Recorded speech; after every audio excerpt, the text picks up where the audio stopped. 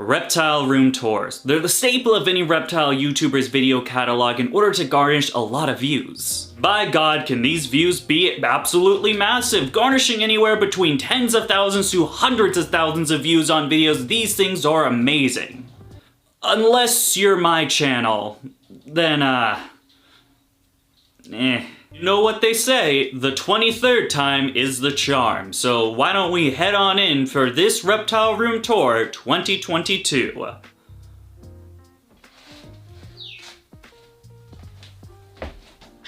Now don't mind the bird noises, guys. I couldn't get those things to be quiet if my job depended on it, and in fact, my job does depend on it.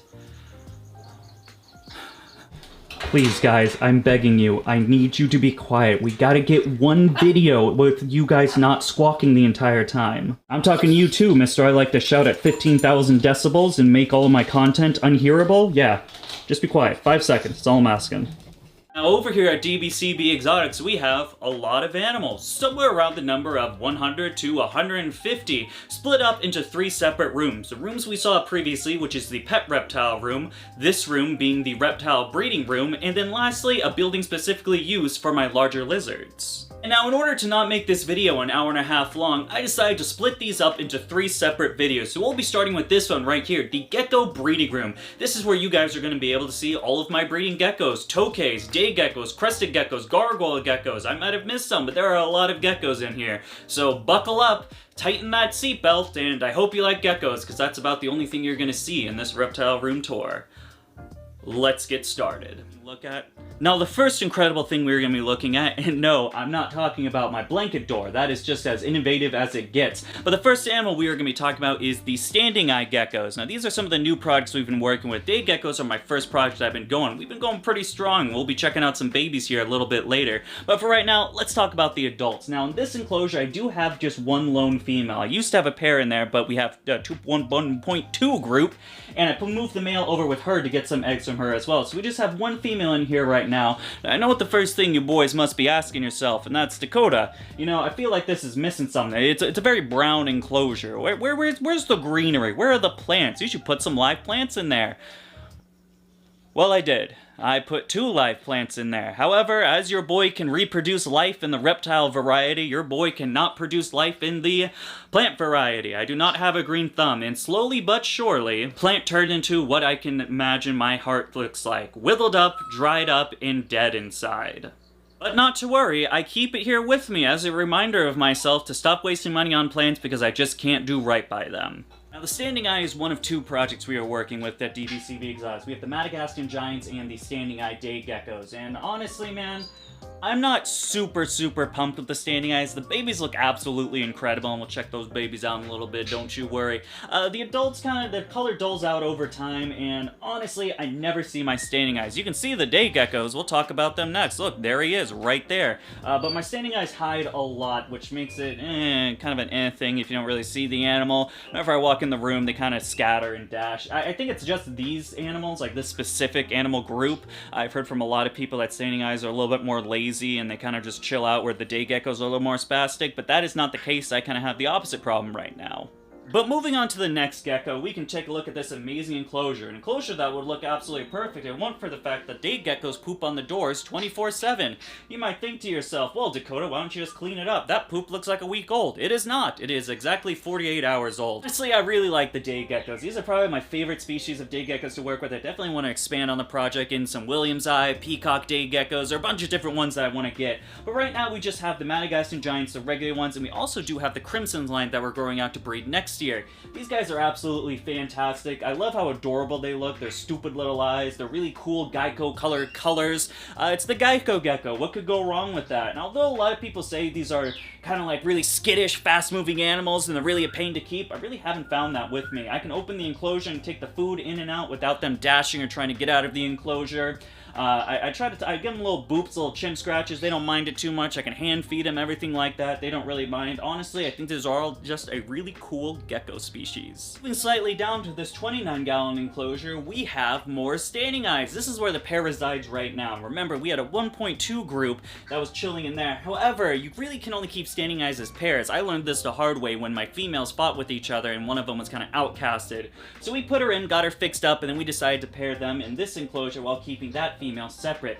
These guys have been doing absolutely fantastic, getting acclimated with each other. We got this cool little 29-gallon I put up with some branches and fake plants. It's looking pretty nice if I say so myself. They absolutely love basking on the UVB. That's what I've really found. So with day geckos, I would always make sure to provide some sort of UVB, whether that even be a compact or the linear T5 bulbs that we're utilizing for a couple of our species right now.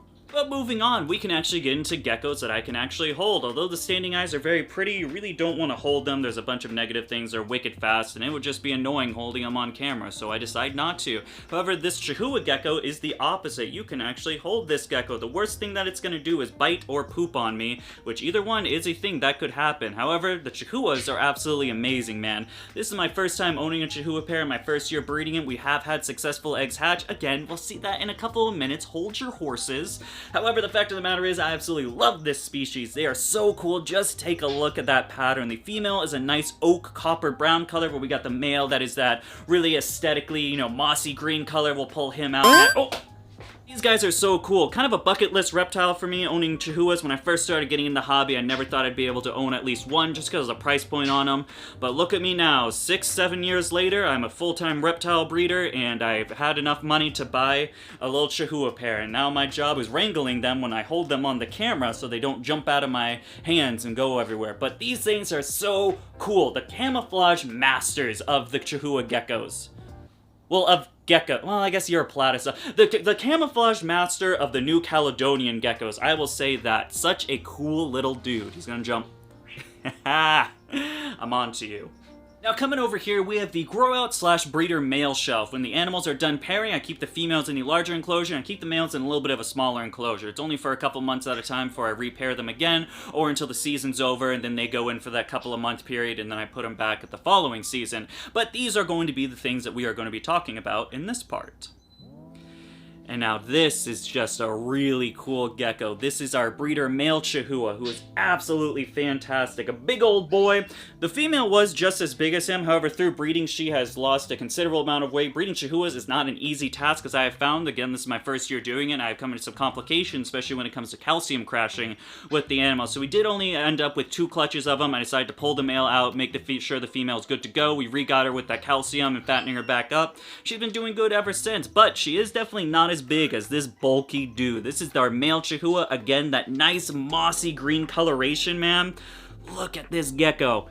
Absolutely fantastic. These are so cool, man. Again, masters of camouflage. You put this thing on a little piece of moss, you won't be able to tell what's gecko and what's moss balls. I'll tell you that much right now, boys and girls. But a really cool little dude. You can give him little chin scratches. The female never tries to bite me. The male's bit me a couple of times. I usually find with the New Caledonian species, as you like kind of go up that ladder, you know what I'm saying, you know, crested geckos, gargoyles, Chahuas, lychees, the temperament seems to get a little bit more fresh each time. Never been bitten by a crested gecko. I've been bit by a gargoyle gecko once. I've been bit by the Chahuas twice. And I'm sure when I get lychees, I'll get bit even more times. But that's just kind of the risk you take with these amazing geckos. Just look at this little dude. So cool, man. So cool. Honestly, I just did a video talking about all of my babies and all of my grow-outs. I don't really want to bore you guys. If you guys want to check out a more in-depth look at our grow-outs and babies, you can check out that video right here. But for right now, I think a quick montage will suffice on all of our grow-out gargoyles and crested geckos that we have right now.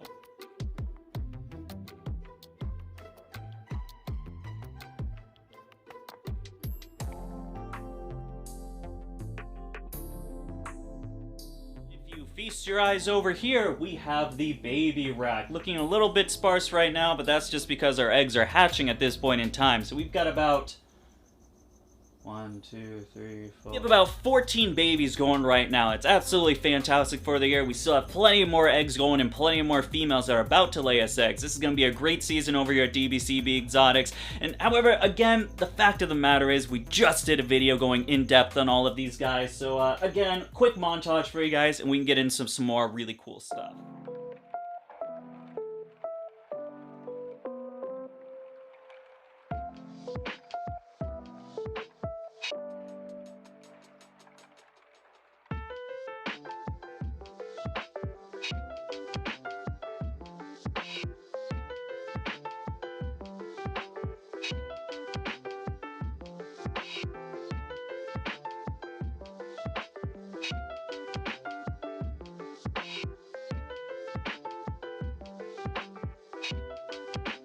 Making our way slightly to the left, you guys will be able to see all of my crested geckos. Yes, everyone's favorite gecko, obviously. So let's come on in and dive into the Crested Gecko project. Now, I hope you like Dalmatian geckos, because if that's actually not the case and you like literally any other genetic mutation besides Dalmatian, well, you're out of luck, because we only work with Dalmatians over here. First things first, let's talk about the males, because as everyone knows, boys rule and girls drool.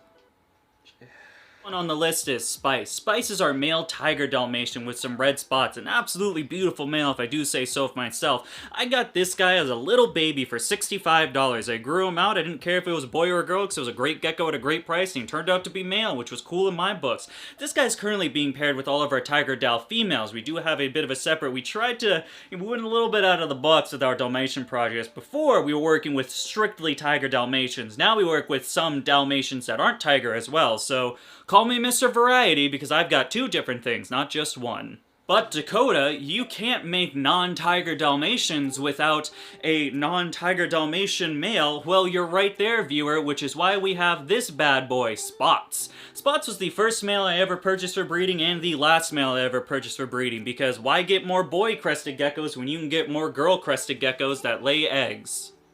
That's business tip number... This is a really awesome gecko, great structure, probably the best structure of any of my males, and he's got a bunch of nice little spots, some red spots. He produces some absolutely fantastic babies that we saw just a little bit earlier ago that have some nice red spots, one that was almost completely covered with exclusively red spots. They produce some awesome stuff, but we talked about the boys, and I'm a little bit too lazy to pull out every single female crested gecko we have to talk about it, so you know what time it is again. Time to make me do less work and roll a montage!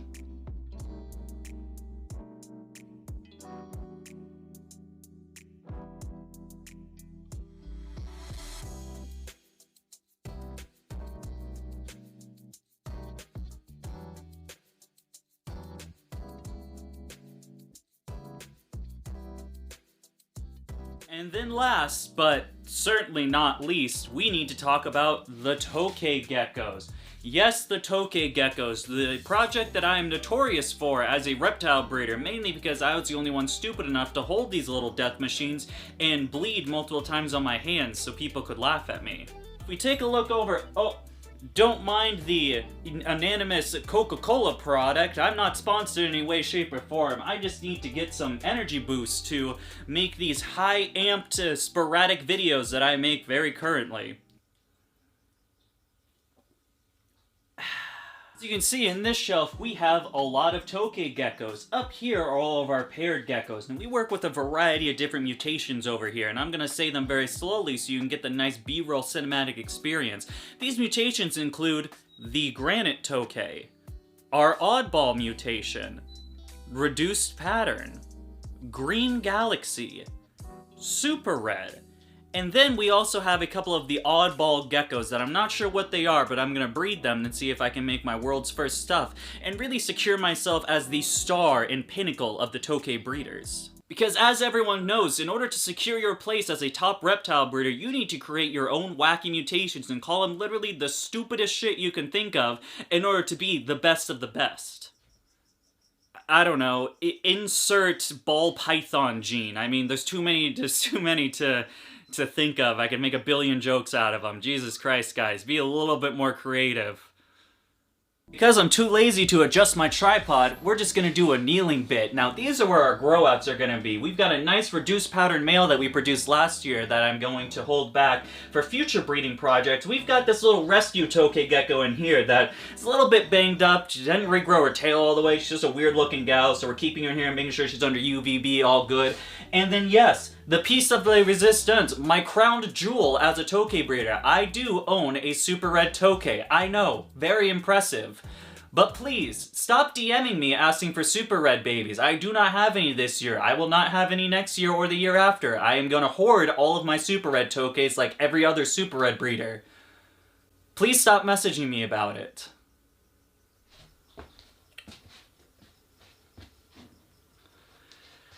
And then, very last, and I'd probably say most likely least, we have just a normal red Tokay gecko. This was one of the first Tokay geckos we ever got. I named him Big Red because he's a big, wild-caught, imported male. He's chilling in this really nice PVC animal plastics cage. In the future, I will be moving all of my Tokay gets into the animal plastics cage.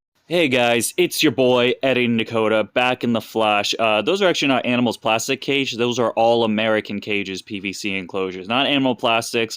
If it were to be animal plastics, then I would not have seen this enclosure for the next 5 years. That is all, back to our regularly broadcast, stupid boy. Because I like them, and they're relatively cheap when it comes to PVC caging, so we will have just a wall of Tokay geckos when it comes to the Tokay project. But for now, they are in just the weirdest sized aquariums I could find in my building, and then we just have one really nice PVC cage for literally the least valued Tokay gecko out of all the Tokay geckos I have right now. If that's not sentimental value, I don't know what is. Looks like Dakota from yesterday forgot to name some stuff, so I guess I'll have to do the work for him. That lazy fucking bastard. Over here, we have eggs. A lot of eggs. You can't see them. Over here, we have the Crimson Line day geckos. Just like our Madagascar giants, we also purchased the Crimson Line. They'll be ready to breed next year. That's just an empty tank that looks better than an empty spot, so I put it there. Okay, like that's everybody. Time to go pack it in and finish up the video. And where do you think you're going? Don't you think you forgot about somebody? Me? Oh, sorry, Chad. I didn't write you in a script this time, so, no, we won't be doing anything with you. But wait, you don't even write these scripts. And there you have it, folks. What a fun adventure we just had. Think about all the cool things you gotta see. You gotta see geckos, and more geckos, and let's not forget about the, well, the geckos. It's time for this cowboy to be hitting the old dusty trail, but before I go, make sure to go down there in the comment section, tell old Dakota which reptile room tour would you want to see next. Is it the one with the big boy lizards, granted our Argus monitors, Quince monitors, Tegu lizards, etc., or do you want to see the room with the cool enclosures, the enclosures that I got all because of sponsorships and not because I paid them with my own money? Choice is yours. I don't really care which one I do. Insert derogatory point where I tell you to annihilate the the like button, subscribe, turn the bell notification on, and join my Patreon. Why? Because I said so. Bye.